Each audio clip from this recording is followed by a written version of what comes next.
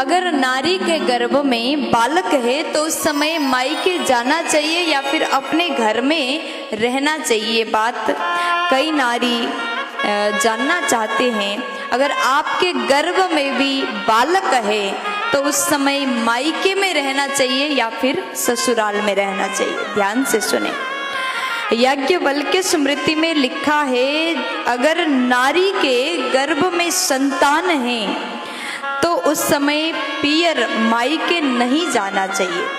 क्यों नहीं जाना चाहिए, उस विषय पर भी चर्चा किया है। देखिए, मुनियों ने जब ग्रंथ में लिखा, ऐसी बात, इतनी बड़ी बात लिख दिया, अगर गर्भ में बालक है तो मायके नहीं जाना चाहिए, तो इसके पीछे कोई ना कोई बात तो जरूर होगी। बिना कारण, बिना रीजन के कोई बात किया नहीं जाता, और मुनियों ने अपने ग्रंथ में लिख दिया है तो कोई ना कोई बात जरूर होगी। ये सभी को समझना चाहिए। और जितनी देवियां, जितनी नारियां मुझे सुन रही हैं, थोड़ा सा इस बात पर आप ध्यान दीजिए। ससुराल में ही संतान होना चाहिए। बालक का जन्म मायके में नहीं, ससुराल में हो तो वो अति उत्तम माना गया, अत्यंत सुंदर माना गया। अब इसका कोई उदाहरण है क्या?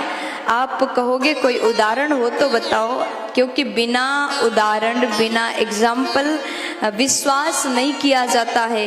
और ये ऐसा सब्जेक्ट है, ऐसा विषय, इस पर तो सब कोई जानना चाहते। कोई एग्जाम्पल हो तो बताओ। अब वो भी सुन लीजिए। उग्रसेन की पत्नी पवन रेखा, आपने नाम सुना होगा। उग्रसेन की पत्नी पवन रेखा के गर्भ में बालक था, गर्भ में शिशु था। उस समय पति उग्रसेन के समझाने के बाद, देवी मायके मत जाओ, विविध प्रकार से समझाया, लेकिन पवन रेखा मानी नहीं, अपने पति के बात को स्वीकार नहीं किया, मानी नहीं और मायके चली गई। अब आप जानते ही हैं, मायके जाने के बाद खूब ज़्यादा खिलाना पिलाना, दही खाओ, रबड़ी खाओ, रसमलाई खा लो, कड़ी खा लो, ये खाओ वो खाओ, खूब खिलाया। और पवन रेखा बड़ी खुश होकर के सभी चीज़ खाने लगी।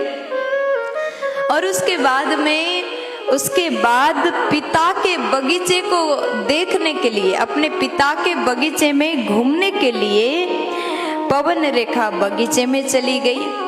और बगीचे में घूम रही थी, और उस बगीचे में एक द्रुमिल नामक राक्षस था, जिसका निगाह, जिसका नेत्र पवन रेखा के